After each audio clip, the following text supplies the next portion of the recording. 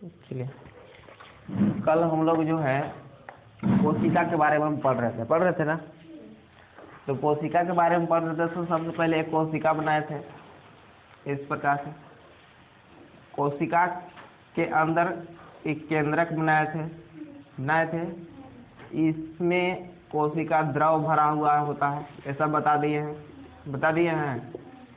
इसको बोला जाता है प्लाज्मा झिल्ली।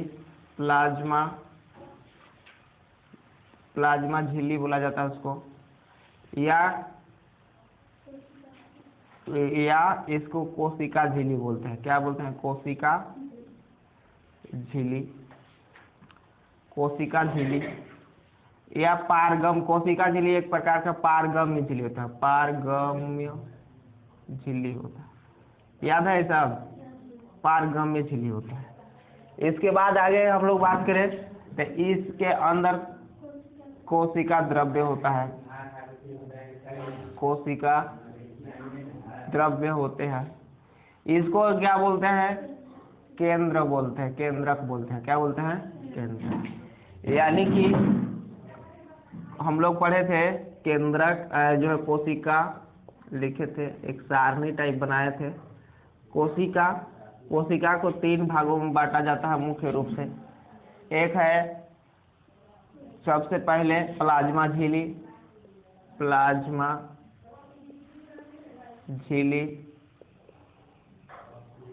झिल्ली, दूसरा में कोशिका द्रव्य और तीसरा में केंद्रक। यही था ना? देखो, प्लाज्मा झिल्ली के बारे में हम लोग कल डिटेल रूप से पढ़ लिए हैं कि प्लाज्मा झिल्ली क्या है। पढ़ लिए है ना प्लाज्मा झिल्ली क्या है और इसके कार्य क्या है। जैसे कि प्लाज्मा झिल्ली जो है एक पारगम्य झिल्ली होता है जिसमें आर पार गैसों का गैस आर पार हो सकता है विसरण प्रक्रिया द्वारा। पढ़े थे वो सूक्ष्म कोई बैक्टीरिया हो गया तो उसको जाने से इसको रोकता है। ये आकार, कोशिका के आकार को निश्चित बनाए रखने का काम भी इसी का है, झिल्ली का काम है, ताकि यह इसके अंदर का द्रव बाहर न निकल जाए, कोशिका टूट न जाए। ये सब किसका काम है? प्लाज्मा झिल्ली का काम है। तो प्लाज्मा झिल्ली के बारे में हम लोग पढ़ ले। अब हम लोग पढ़ेंगे कोशिका द्रव्य के बारे में। देखिए, सबसे पहले अगर हम लोग बात करें कोशिका द्रव्य, आज हम लोग को पढ़ना है कोशिका द्रव्य। तो कोशिका द्रव्य कहाँ पे होता है?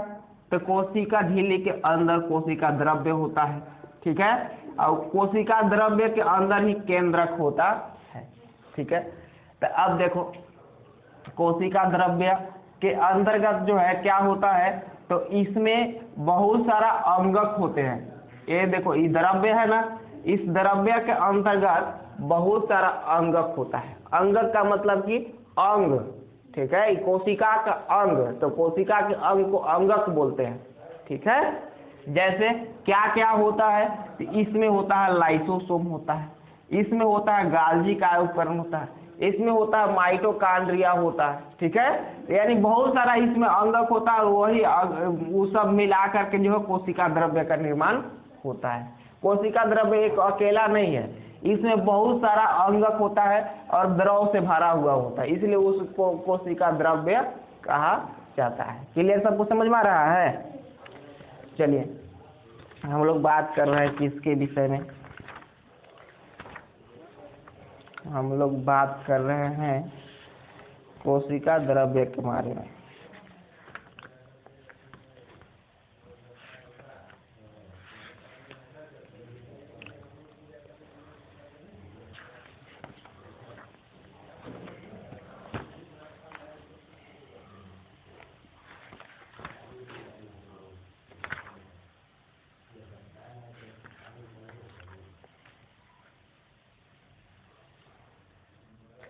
अब कोशिका द्रव्य के बारे में तो इसमें अभी तो बता दिए कि बहुत सारा अंगक होता है, ठीक है। तो बहुत सारा अंगक होता है, तो कौन कौन सा अंगक होता है उस सब को पहले बता दे रहे हैं, ठीक है। जैसे कि ये सब है ना, द्रव के साथ साथ अंगक होता है। सब अंगक इतना छोटा छोटा है कि बोर्ड पर बनाना संभव नहीं है, ठीक है। तो आप समझ लीजिए कि इसमें अंगक बहुत सारा है, जिसमें एक होता है क्या होता है, अंतःद्रवी जालिका। और आप लोग पेज नंबर बुक का निकाल लो, पेज नंबर कितना निकाल लो बता देते हैं। पेज नंबर निकालो 71। इसमें एक का नाम है अंतद्रवी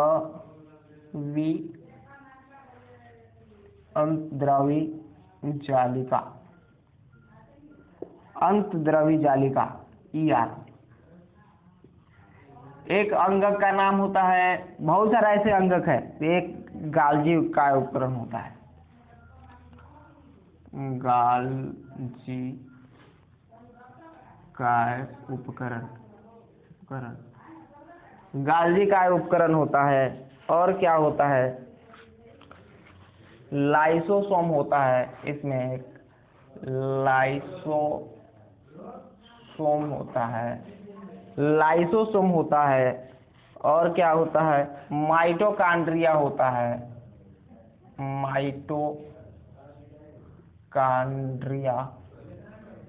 माइटोकॉन्ड्रिया होता है। और क्या होता है, प्लास्टिड होता है। ये पादप कोशिका के विषय में। अब देखो इसके विषय में हम लोग सबसे पहले तो समझ लेते हैं, ठीक है, इतना हम लोग समझ रहे हैं ना। प्लाज्मा झिल्ली, प्लाज्मा झिल्ली के बाद हम लोग क्या पढ़ने वाले हैं, कोशिका द्रव्य। तो कोशिका द्रव्य में छोटे छोटे अंग पाए जाते हैं जिसे कोशिकांग कहते हैं। सबसे पहले हम लोग कोशिकांग समझेंगे। कोशिकांग का होता है, कोशिकांग।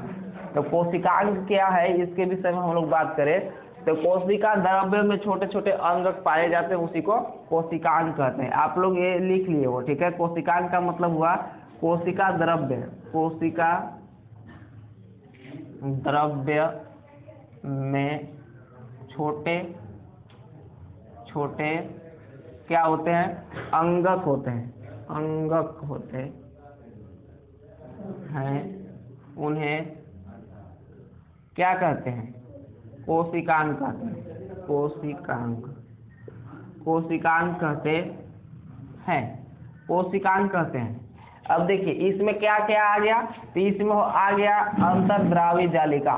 इसमें अगर हम लोग बात करें तो जो लिखे है ना, अंतर्द्रावी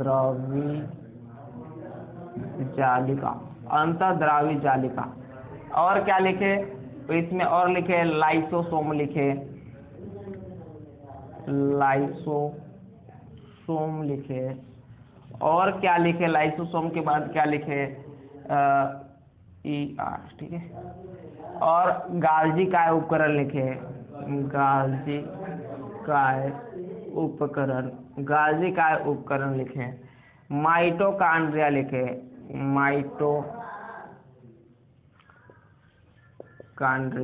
माइटोकॉन्ड्रिया लिखे, ठीक है। तो ये सब क्या होता है, कोशिकांग होता है। कोशिकांग से कोई उदाहरण पूछेगा तो ये सब क्या है, कोशिकांग, कोशिका के अंदर पाए जाने वाला, ठीक है। तो सबसे पहले जो है अंतर्द्रव्य जालिका के विषय में हम लोग बात करेंगे। किसके विषय में बात करेंगे, अंतर्द्रव्य जालिका के विषय में बात करेंगे। तो देखिए अंतर्द्रव्य जालिका जो होता है कोशिका का एक अंगक है, और उसमें कोशिका का एक अंगक है, और उसमें वो दो प्रकार के अंतर्द्रव्य जालिका जो है ना, ये कितने प्रकार के होता है, दो प्रकार के होता है। एक होता है खुरदरी अंतर्द्रव्य जालिका, एक होता है खुरदरी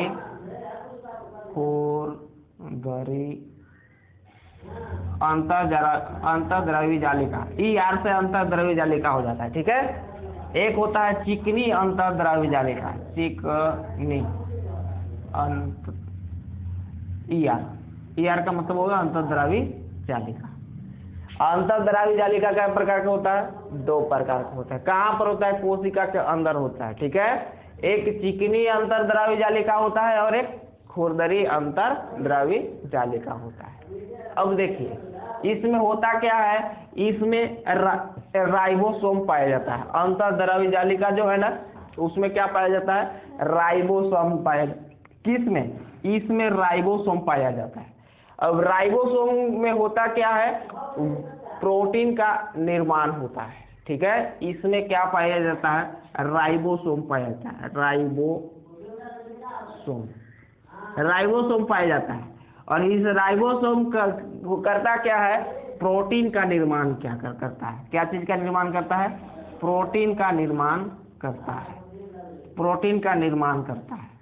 तो प्रोटीन का निर्माण करता है, इसलिए राइबोसोम को प्रोटीन का फैक्ट्री कहते हैं। राइबोसोम को क्या कहते हैं, प्रोटीन का फैक्ट्री, प्रोटीन का फैक्ट्री, प्रोटीन का फैक्ट्री किसे वो बोलते हैं, राइबोसोम को। राइबोसोम कहाँ पर होता है, खुरदरी अंतर्द्रव्य जालिका में होता है। समझ में आ रहा है सब लोगों को कि राइबोसोम कहाँ पर होता है, खुरदरी अंतर्द्रव्य जालिका में होता है और उसमें प्रोटीन का निर्माण होता है। समझ में आ रहा है सब लोगों को। जो है यह एक कोशिका अंगक है जिसकी संरचना गोल, आयताकार और नलिका जैसी होती है, जो दो प्रकार की होती है, एक खुरदरी अंतर्द्रव्य जालिका और एक चिकनी अंतर्द्रव्य जालिका। आप लोग ये सब लिख लिए हो, ठीक है। खुरदरी, इसके चारों ओर राइबोसोम लगे होते हैं। खुरदरी वाला में क्या लगे होते हैं, राइबोसोम लगे होते हैं और इसको RER बोलते हैं। ये जो खुरदरी वाला है ना, उसको शॉर्टकट में RER बोलते हैं। और ये जो है RER में राइबोसोम के कारण प्रोटीन का संश्लेषण होता है। राइबोसोम में क्या होता है, प्रोटीन का संश्लेषण, इसलिए राइबोसोम को क्या बोलते हैं, प्रोटीन का फैक्ट्री बोलते हैं। याद रखिएगा, प्रोटीन का फैक्ट्री। अब देखिए चिकनी अंतर्द्रव्य जालिका, इसमें वसा और लिपिड का संश्लेषण होता है। ये जो चिकनी अंतर्द्रव्य जालिका जो बचा हुआ है, इसमें क्या बनता है, वसा बनता है और लिपिड बनता है, लिपिड, वसा और लिपिड का निर्माण होता है। किसमें होता है, तो चिकनी अंतर्द्रव्य जालिका में। खुरदरी वाला में क्या होता है, राइबोसोम लगा होता है, इसलिए उसमें प्रोटीन बनता है। और चिकनी वाला में क्या बनता है, वसा और लिपिड का निर्माण होता है। वसा, प्रोटीन और लिपिड एंजाइम तथा हार्मोन बनाने में मुख्यतः उपयोग किए जाते हैं। अब ये जो प्रोटीन हो गया, वसा हो गया, लिपिड हो गया, ये सब का शरीर में क्या चीज उपयोग है, तो एंजाइम बनाने में उपयोग है। ठीक है, शरीर में जो एंजाइम होता है, वो एंजाइम का निर्माण में ये सब वसा, लिपिड, प्रोटीन का यूज होता है और बहुत सारे क्रियाओं में वसा, लिपिड, प्रोटीन का यूज होता है। तो आप लोगों को अब तक अंतर्द्रव्य जालिका समझ में आ गया होगा कि यह आयताकार, गोल, बेलनाकार एक आकृति होता है। वह यह जो है कोशिका के अंदर पाया जाता है।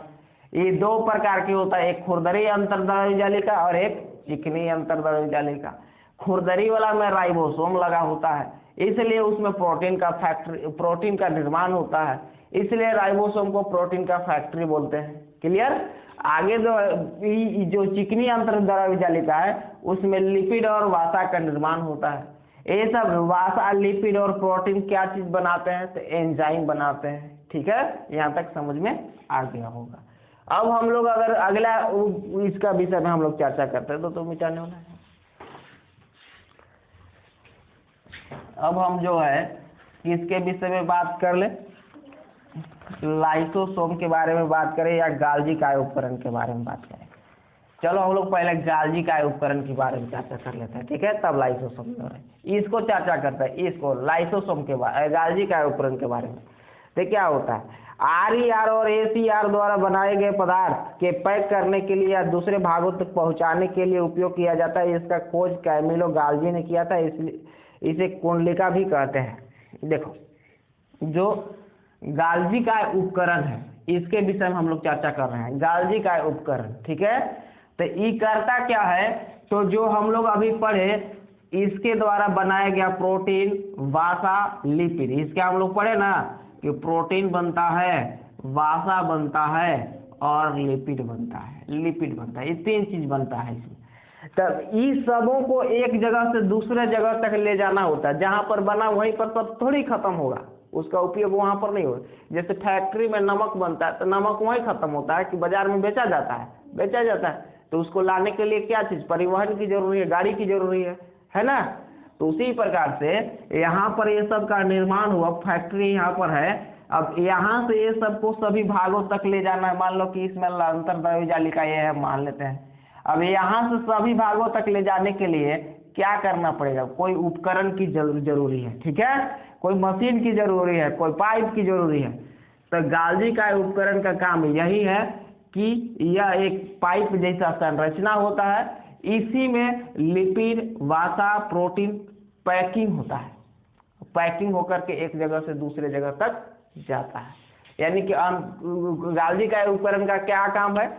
वसा, लिपिड, प्रोटीन को एक जगह से दूसरे जगह तक स्थानांतरित करना, ले जाना और उसमें पैकिंग करके रखना। किसका काम है? गाल्जी का उपकरण का। ये सब को जो है क्या करके रखना? पैकिंग करके रखना और एक जगह से दूसरी जगह ले जाना। यह पाइप की संरचना के आकार का होता है। आप देखो उसमें चित्र में गाल्जी का उपकरण बनाया हुआ है। किताब का जो चित्र दिया हुआ है ना, अभी 71 बोले थे पेज नंबर ना, उसमें देख लीजिए कि किस प्रकार का इसका जो है होता है। अब आगे देखेंगे, इसका काम इतना ही है वो गाल्जी का उपकरण का, कि जो बनाया है ना, इसको एक जगह से दूसरे जगह तक ले जाना है। अब हम लोग लाइसोसोम की बात कर लेते हैं। ये लाइसोसोम है, ठीक है। लाइसोसोम की अगर हम लोग चर्चा करें तो लाइसोसोम क्या है? यह अपशिष्ट जैसे बैक्टीरिया, भोजन, पुराने अंगक आदि को निपटाता है। इसमें बहुत शक्तिशाली पाचक एंजाइम होता है जो किसी भी प्रकार के कार्बनिक पदार्थ को तोड़ सकने में सक्षम होता है। देखिए ये लाइसोसोम जो है, लाइसोसोम का काम क्या है?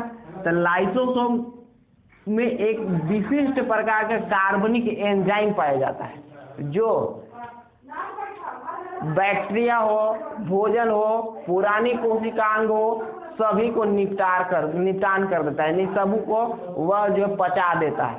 लाइसोसोम को देखिए, लाइसोसोम बढ़िया से समझ में आना चाहिए। लाइसोसोम परीक्षा में बहुत आता है, ठीक है। तो इसलिए आपको समझना है कि लाइसोसोम का काम क्या है, कि लाइसोसोम में एक कार्बनिक पदार्थ स्राव होता है। कार्बनिक पदार्थ एंजाइम जिसको बोलते हैं, और वो एंजाइम इतना शक्तिशाली होता है कि अगर पुराने अंग शरीर में खराब हो रहे हैं, माने कोशिका में पुराने अंग का हो रहे हैं, खराब हो रहे हैं, ठीक है, और कुछ क्या प्रवेश कर दिए? बैक्टीरिया प्रवेश कर गए हैं, पुराने भोजन संचित है जो हानिकारक है अपशिष्ट के रूप में, उस सब को निपटाने का काम किसका है? लाइसोसोम का है, ठीक है। यानी लाइसोसोम क्या करता है कि सफाई का काम करता है कोशिका के अंतर्गत। समझ में आया? लाइसोसोम का काम है कोशिका के अंतर्गत सफाई का काम करना है। इस सब खराब चीज को निपटाता है। और कभी कभी होता क्या है, इसमें लाइसोसोम में इतना एंजाइम स्रावित करता है कि अपने आप को कभी कभी पचा लेता है, अपने आप को भी नष्ट कर लेता है लाइसोसोम, जिसको लाइसोसोम को फटना बोलते हैं। और इसीलिए लाइसोसोम को आत्मघाती की थैली बोलते हैं। क्यों? क्योंकि अपने आप को भी गला लेता है कभी कभी लाइसोसोम। इसलिए समझ में आ रहा है कि लाइसोसोम क्या है, कि एक अंगक है जो कोशिका द्रव्य में पाया जाता है, और करता क्या है ये कि कोशिका के अंदर जितना भी अपशिष्ट होता है उस सब को निपटाता है, पुराने कोशिकाओं को निपटाता है, और इसके बाद जो है अगर कभी कभी ज्यादा स्रावित हो जाता है एंजाइम तो अपने आप को भी निपटा लेता है। उसी को बोलते हैं लाइसोसोम का फटना, और इसीलिए लाइसोसोम को बोलते हैं आत्मघाती की थैली, ठीक है। तो इसलिए याद रखना होगा कि लाइसोसोम को क्या बोलते हैं? आत्मघाती की थैली बोलते हैं। और आपके कॉपी में लिखा गया है, लिखा दिए, ठीक है। अब जल्दी करा उपकरण समझिए। अब माइटोकॉन्ड्रिया की बात कर लेते हैं हम लोग। किसके विषय में? माइटोकॉन्ड्रिया के विषय में हम लोग बात करेंगे। इसमें इसे बिजली घर भी कहते हैं, और इसमें एटीपी एडिनोसिन ट्राइफॉस्फेट बनता है। माइटोकॉन्ड्रिया अपना डीएनए एवं राइबोसोम होता है एवं अपना प्रोटीन स्वयं बनाता है। देखिए माइटोकॉन्ड्रिया विशेष रूप से जो है इसमें एडिनोसिन ट्राइफॉस्फेट एटीपी ये माइटोकॉन्ड्रिया है ना, इसके विषय में समझिए। यह भी एक कोशिका अंग है, कोशिका के अंतर्गत पाए जाने वाला अंग है, ठीक है। और इसमें होता क्या है? एटीपी का निर्माण होता है, एटीपी का निर्माण होता है। और इस एटीपी को क्या बोलते हैं? पूरा फुल फॉर्म इसका क्या होता है? Adenosine triphosphate. याद करके आपको रखना पड़ेगा कि एटीपी का पूरा नाम क्या होता है? Adenosine triphosphate. इसमें एक और चीज होता है कि इसमें अपना राइबोसोम होता है, माने अपना प्रोटीन जो अपने निर्माण करता है, प्रोटीन का निर्माण होता है, प्रोटीन, क्योंकि इसमें राइबोसोम होता है अपना प्रोटीन का निर्माण करता है। ठीक है, इसमें और क्या चीज होता है, अगर हम लोग प्रोटीन का अपने निर्माण करता है, इसमें डीएनए भी होता है, अपना डीएनए होता है, डीएनए डीऑक्सीराइबो न्यूक्लिक एसिड होता है। ठीक है, डीएनए। माइटोकॉन्ड्रिया में होता क्या है, सबसे पहले एटीपी का निर्माण होता है, प्रोटीन का निर्माण होता है, डीएनए का निर्माण, डीएनए इसमें होता है, और इसको क्या बोलते हैं, बिजली घर बोलते हैं, याद रखिएगा, इसको क्या बोलते हैं, बिजली घर, बिजली घर, बिजली घर। इसको क्या बोलते हैं, आत्मघाती की थैली, आत्मघाती की थैली बोलते हैं, आत्मघाती की थैली, जबकि इसको क्या बोलते हैं, बिजली घर, पावर हाउस बोलते हैं, याद रखिएगा, इसको पावर हाउस बोलते हैं। ठीक है, पावर हाउस, कि इसको माइटोकॉन्ड्रिया क्यों बोलते हैं, अब इसके विषय में समझो। तो ये जो एटीपी है ना, एटीपी हमारे शरीर के लिए क्या है, ऊर्जा प्रदान करता है। जैसे हम लोग को किसी भी कार्य करने के लिए क्या चाहिए, ऊर्जा चाहिए, तो वह ऊर्जा का निर्माण शरीर में कहाँ पर होता है, तो वह शरीर का वह जो है निर्माण शरीर में माइटोकॉन्ड्रिया में होता है, कोशिका का एक अंगक है, उसी में ऊर्जा का निर्माण होता है। किस रूप में होता है, तो एटीपी के रूप में निर्माण होता है। यह एक कार्बनिक जटिल पदार्थ होता है, जब एक टूटता है तो हमारे काम करने के लिए ऊर्जा मिलता है। ठीक है, एटीपी क्या है, तो एक कार्बनिक पदार्थ है जिसके टूटने के बाद हमको क्या मिलता है, ऊर्जा मिलता है, और इसका निर्माण कहाँ पर होता है, माइटोकॉन्ड्रिया में होता है, और इसीलिए माइटोकॉन्ड्रिया को कहा जाता है बिजली घर या पावर हाउस बोला जाता है। समझ में आया कि माइटोकॉन्ड्रिया को क्या बोला जाता है, बिजली घर बोला जाता है या फिर पावर हाउस बोला जाता है। इसमें प्रोटीन का निर्माण होता है, डीएनए होता है, बिजली घर इसको कहते हैं, इतना याद करके आपको रखना पड़ेगा। अब जो है एटीपी क्या है, तो आपको बता ही दिए कि ये कार्बनिक पदार्थ है जिसका उपयोग ऊर्जा प्राप्त करने के लिए किया जाता है। समझ में आया सब लोगों को। आगे हम लोग बात करें, और अंगक होता है, लेकिन ये जंतु कोशिका का अगर मान लें तो एक पादप कोशिका होता है। हम लोग पादप कोशिका के विषय में थोड़ा सा चर्चा करेंगे। ठीक है, जंतु कोशिका यानी जो जंतु में पाया जाता है, जो जानवरों में पाया जाता है उसको जंतु कोशिका बोलेंगे, और पादप कोशिका किसको बोलेंगे, जो पेड़ पौधे में पाया जाता है उसको पादप कोशिका बोलते हैं। ठीक है, तो पादप कोशिका में एक और चीज होता है कोशिकांग के रूप में। अभी तो हम लोग जंतु कोशिका के विषय में पढ़ रहे थे। ठीक है, अब हम लोग जो है ना पादप कोशिका के विषय में थोड़ा सा बात करेंगे। किसके विषय में बात करेंगे, पादप कोशिका के विषय में बात करेंगे। इसको मिटा देते हैं, इसमें जितना था उतना बता दिए।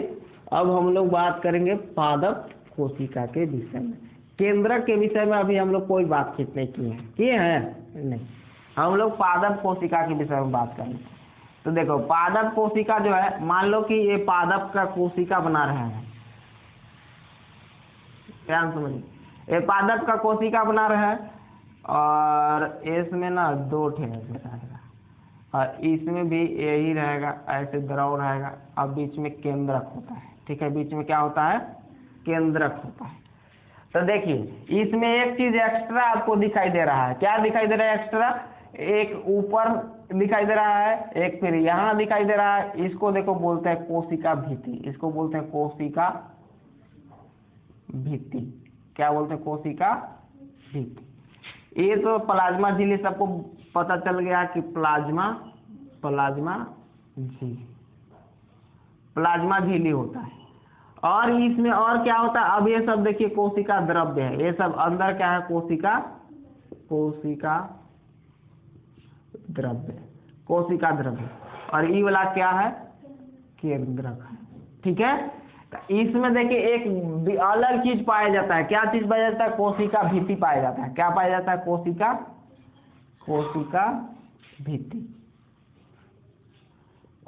भित्ति पाया जाता है। जंतु कोशिका में कोशिका भित्ति नहीं पाया जाता है, जबकि पादप कोशिका में कोशिका भित्ति पाया जाता है। कोशिका भित्ति क्या होता है? मृत कोशिका का बना हुआ एक आवरण होता है जो पेड़ पौधा को सर्दी गर्मी माने पर्यावरण से सुरक्षा प्रदान करता है। कोशिका भित्ति अगर कोई पूछ लेगा ना कि कोशिका भित्ति क्या है, ठीक है, एग्जाम में पूछा जाएगा कोशिका भित्ति क्या है, चाहता है इसका कार्य बताइए।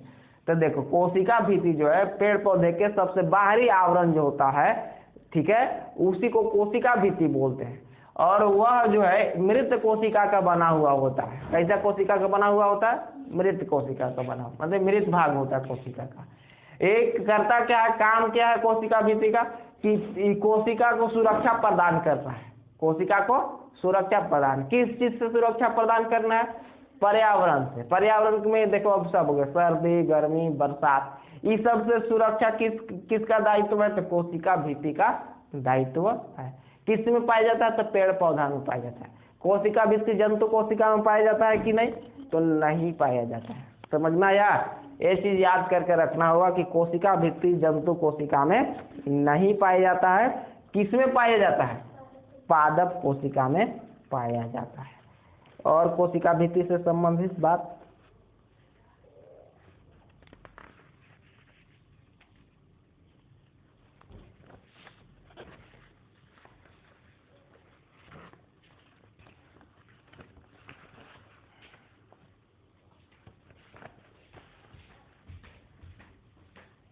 ठीक है, कोशिका भित्ति आप लोग समझ में आ गया होगा कि यह जो है यह केवल पादप कोशिका में पाया जाता है। इसका निर्माण सेल्यूलोज से होता है। एक चीज और, ये जो कोशिका भित्ति होता है ना, इसका निर्माण क्या से होता है? सेल्यूलोज से होता है। ये चीज याद रखिएगा। इसका नाम क्या, इसका निर्माण क्या होता है? सेल्यूलोज से होता है। सेल्यूलोज से होता है। यह पादप को दृढ़ता यानी कठोरता प्रदान करता है। यह पादप को परिवर्तनीय माध्यम में रहने योग्य बनाता है। वही बात जो हम बता रहे हैं ना कि इसको सुरक्षा प्रदान करता है, परिवर्तनीय माध्यम पर्यावरण की सुरक्षा करता है, ठीक है। तो ये सब कोशिका भित्ति का काम है। आगे हम लोग बात करें तो अब हम लोग केंद्रक की थोड़ा सा बात कर लेते हैं। किसके विषय में बात कर लेते हैं? केंद्रक के विषय में बात कर लेते हैं। ये देखो, ये जो केंद्रक है ना, जंतु कोशिका में भी पाया जाता है और पादप कोशिका में भी केंद्रक पाया जाता है। तो केंद्रक की बात कर रही है, कोशिका के अंदर होता है। कहाँ पर होता है? कोशिका के अंदर होता है, सबको पता चल रहा है। इससे अनुवांशिक पदार्थ क्रोमोसोम होता है। अभी इसमें देखो, जंतु कोशिका हो या पादप कोशिका हो, केंद्रक अंदर होता है। और इस केंद्रक में क्या होता है? इस केंद्रक में होता है अनुवांशिक पदार्थ। याद रखिएगा कि इसमें क्या होता है? अनुवांशिक पदार्थ। अनुवांशिक पदार्थ किसको बोलते हैं? वैसा पदार्थ जो एक पीढ़ी से दूसरे पीढ़ी में स्थानांतरित होता है, उसको अनुवांशिक पदार्थ कहते हैं, ठीक है। अनुवांशिक पदार्थ किसको कहते हैं? तो जो एक पीढ़ी से दूसरी पीढ़ी में स्थानांतरित होता है। आगे इसमें क्या दिया है? केंद्र के बारे में स्थानांतरित करता है। क्रोमोसोम डीएनए तथा प्रोटीन के बने होते हैं। डीएनए का पूरा नाम डीऑक्सीराइबोन्यूक्लिक एसिड होता है। डीएनए के क्रियात्मक खंड को जीन कहते हैं। देखिए, ये आपको कुछ केंद्रक के विषय में बता रहे हैं, याद करके रखना। किसके विषय में? केंद्रक के विषय में। केंद्रक, केंद्रक कहाँ पर होता है? कोशिका के अंदर होता है। कोशिका के अंदर होता है। पहला बात, कोशिका के अंदर होता है। दूसरा का बात कि इसमें क्या होता है? अनुवांशिक गुण होता है, अनुवांशिक पदार्थ होता है। अनुवांशिक पदार्थ होता है। डीएनए जिसको बोलते हैं, इसी को क्या बोलते हैं? डीएनए बोलते हैं। डीएनए का पूरा नाम क्या होता है? डीऑक्सीराइबो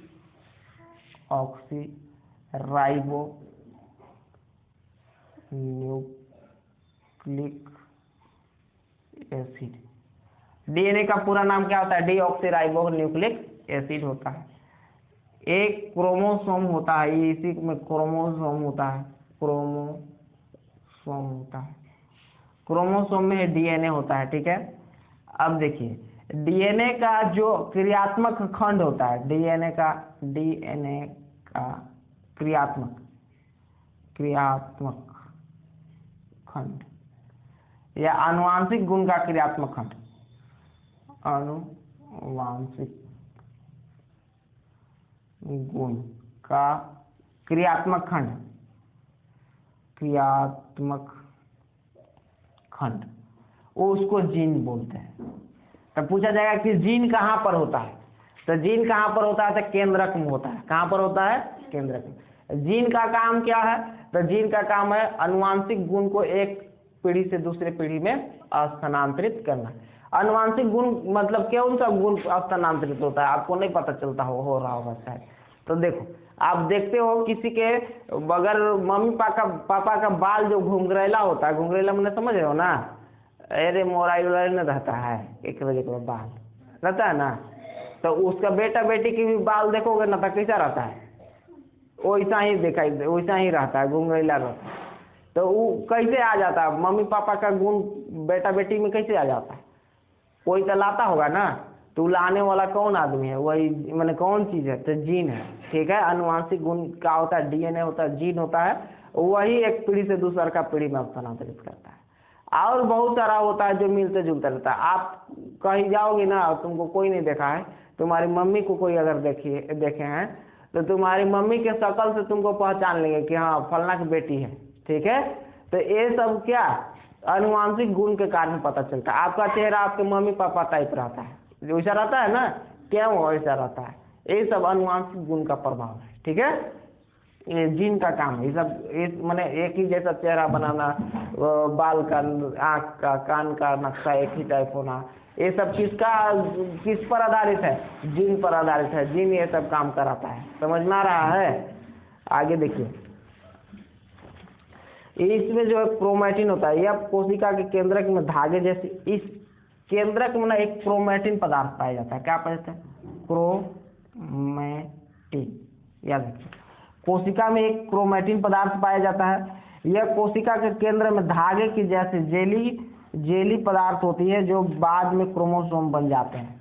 एक क्रोमैटिन जो है ना, यही वाला कैसा रहता है, तो धागा जैसा रहता है, धागे जैसा रहता है। अब बाद में ये इंटरचेंज होकर के क्या बन जाता है, क्रोमोसोम बनता है। क्रोमोसोम बनता है,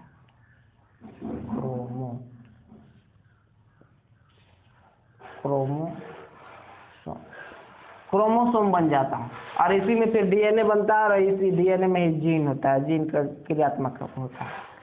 आगे अब हम लोग समझेंगे जो है प्रोकैरियोटिक कोशिका और यूकैरियोटिक कोशिका। ये दो प्रकार के कोशिका को दो भागों में बांटा गया है, यानी दो प्रकार के कोशिका होता है। एक प्रोकैरियोटिक कोशिका होता है और एक यूकैरियोटिक कोशिका होता है। किसके आधार पर? केंद्रक के आधार पर। जैसे कोई केंद्रक हुआ तो इस केंद्रक में केंद्रक झिल्ली होता है, और एक कोशिका होता है जिसमें केंद्रक होता है और केंद्रक झिल्ली नहीं होता। जैसे हम लोग अभी केंद्रक के विषय में पढ़ रहे हैं ना, तो केंद्रक के आधार पर कोशिका को दो भागों में बांटा गया है, एक प्रोकैरियोटिक कोशिका और एक यूकैरियोटिक कोशिका। ठीक है, केंद्रक के आधार पर। किसके आधार पर? केंद्रक के आधार पर। एक प्रोकैरियोटिक कोशिका और एक यूकैरियोटिक कोशिका। तो हम लोग प्रोकैरियोटिक कोशिका के विषय में बात करेंगे। ये देखो खत्म हो गया, इसको मिटा दो। हम लोग जो है किसके बारे में बात करें? प्रोकैरियोटिक कोशिका। और एक हम लोग बात करेंगे यूकैरियोटिक कोशिका।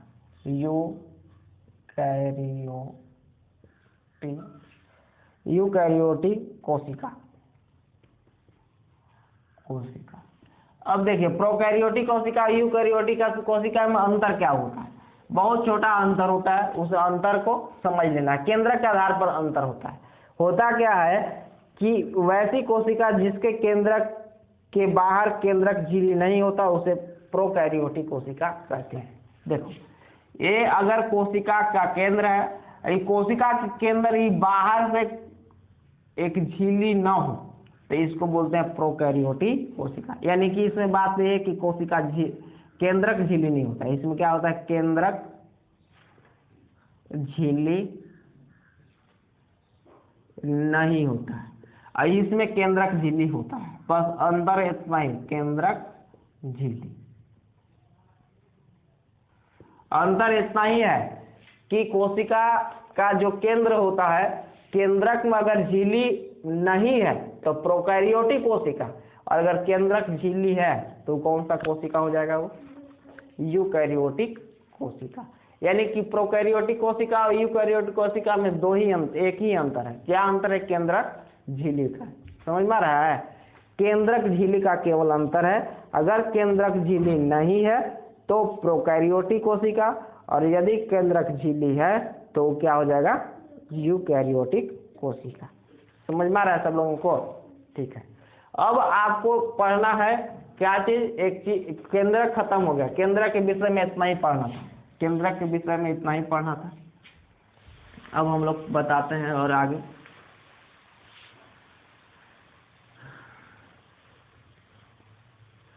अब हम लोग थोड़ा सा जीव द्रव्य के विषय में चर्चा कर लेते हैं। किसके विषय में चर्चा कर लेते हैं? जीव द्रव्य। जीव द्रव्य के विषय में चर्चा करते हैं। जीव द्रव्य क्या होता है?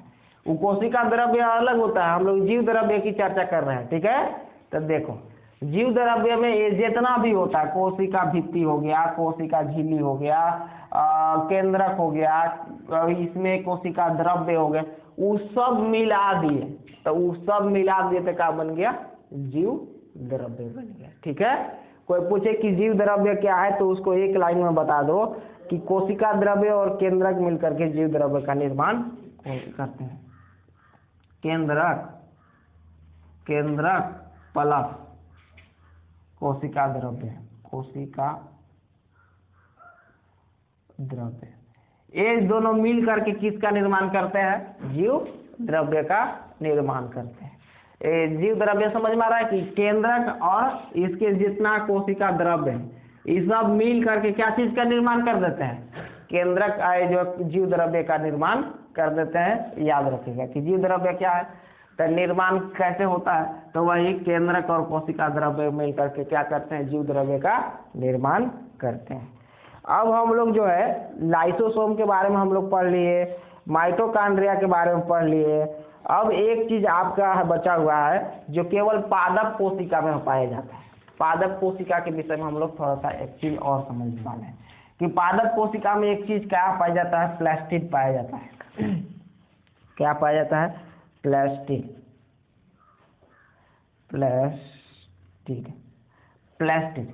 प्लास्टिड क्या है? तो इसके विषय में हम लोग बात करते हैं। यह केवल पादप कोशिका में पाया जाता है। यह दो प्रकार के होता है। प्लास्टिड जो है केवल पादप कोशिका में पाया जाता है। इसका विषय में ये क्या है? केवल पादप कोशिका, केवल पादप कोशिका में पाया जाता है। ये दो प्रकार का होता है। कितने प्रकार का होता है? दो प्रकार का होता है। कौन कौन दो प्रकार है? तो एक है क्रोमोप्लास्ट,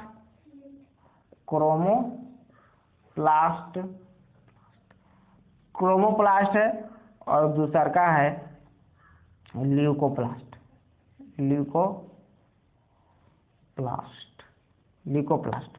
अब देखिए क्रोमोप्लास्ट क्या होता है? यह रंगीन होता है, इसमें क्लोरोफिल उपस्थित होता है, इसका रंग हरा और हल्का पीला और नारंगी होता है। देखिए ये क्या होता है? रंगीन होता है। क्या होता है? रंगीन होता है। इसमें क्या होता है? कौन कौन रंगीन होता है? क्या बोलता है? इसमें कौन कौन रंग होता है? तो इसमें क्लोरोफिल उपस्थित, तो पहला नंबर में तो इसमें क्लोरोफिल भी उपस्थित होता है। एक और रंगीन होता है, क्लोरोफिल होता है। इसमें क्लोरोफिल होता है। और तीसरा का बात है कि हरा होता है, हल्का पीला होता है और नारंगी होता है। इतना कलर होता है इसमें क्रोमोप्लास्ट में। रंगीन भाग है, क्लोरोफिल होता है, हरा है, पीला है और नारंगी। क्लोरोफिल के कारण पेड़ पौधे की पत्तियां क्या होती है? हरी होती है। ठीक है, याद रखना पड़ेगा आपको। अब ल्यूकोप्लास्ट की अगर बात करें, यह श्वेत तथा रंगीन होता है। इसमें स्टार्च, तेल, प्रोटीन संचित होता है। ये देखो क्या होता है? तो रंगहीन होता है, मतलब इसका कि कोई रंग नहीं होता है, इसमें कोई रंग नहीं होता। और इसका काम क्या है? तो इसका काम है बस स्टार्च हो गया, वसा हो गया और प्रोटीन हो गया, इस सब का संचित ये सब संचित रखता है। संचित रखने का काम कौन करता है? यानी कि सबको रखने का काम कौन करता है? तो ल्यूकोप्लास्ट करता है। क्या क्या रखने का काम करता है, स्टार्च हो गया, वसा हो गया, प्रोटीन हो गया, ये सब क्या करता है, संचित रखता है, यानी कि भंडारण करना, भंडार का काम कौन करता है, भंडारण का काम कौन करता है, ल्यूकोप्लास्ट काम करता है। आगे हम लोग बात करें, प्लास्टिन में माइटोकॉन्ड्रिया की तरह अपना डीएनए एवं राइबोसोम होता है। जो हम लोग किसके माइटोकॉन्ड्रिया के पढ़ रहे थे तो उसमें बताया था कि डीएनए और राइबोसोम अपना होता है। उसी प्रकार से ल्यूकोप्लास्ट जो है, यानी कि जो प्लास्टिड होता है, वो प्लास्टिड में अपना डीएनए होता है, अपना राइबोसोम होता है, यानी कि उसमें प्रोटीन का निर्माण अपने से होता है। ठीक है, अलग से प्रोटीन लाने की कोई जरूरी नहीं है। आगे हम लोग पढ़ लेते हैं, एक चीज और बचा हुआ है, रसधानियां। रसधानियां, अब रसधानियां की अगर हम लोग बात करें तो यह कोशिका के ठोस अथवा तरल पदार्थों की संग्रह थैली है। जंतु कोशिका में रसधानियां छोटी होती है, जबकि पादप कोशिका में रसधानियां बड़ी होती है। देखो, ये रसधानियां जो है जंतु में भी पाया जाता है और पादप में भी पाया जाता है, दोनों में पाया जाता है, जंतु में भी और पादप में भी पाया जाता है। लेकिन जंतु वाला ये छोटा होता है, रसधानी छोटा होता है, पादप में रसधानी क्या होता है, बड़ा होता है। याद रखिएगा कि जंतु का रसधानी छोटा होता है और पादप की रसधानी क्या होता है, बड़ा होता है। इसका काम क्या है, ठोस अथवा तरल पदार्थ को संग्रह करना काम है। जो ठोस हो, ठोस अथवा तरल, तरल, ये सभी पदार्थ को संग्रहित करने का काम कौन करता है, रसधानी काम करता है। और देखिए आपको जितना बता दिए, अब इतना अगर आप कंप्लीट करते हैं सब, ठीक है, ये सब याद रखते हैं, तो आपको इस चैप्टर में कहीं भी दिक्कत नहीं होगा, 1% दिक्कत नहीं होगा। जितना आपको कोशिका के विषय में बताए, 9वीं क्लास में कोशिका के विषय में इतना ही महत्वपूर्ण बातें पढ़ना है और कुछ नहीं पढ़ना है। तो इसलिए आप बढ़िया से याद कर लीजिएगा, इतना ही इस चैप्टर से नोट आप लोग कर लीजिएगा, ठीक है, और आपको पूरा क्लियर हो जाएगा इस चैप्टर। चलो आज के लिए इतना ही हम लोग पढ़ेंगे।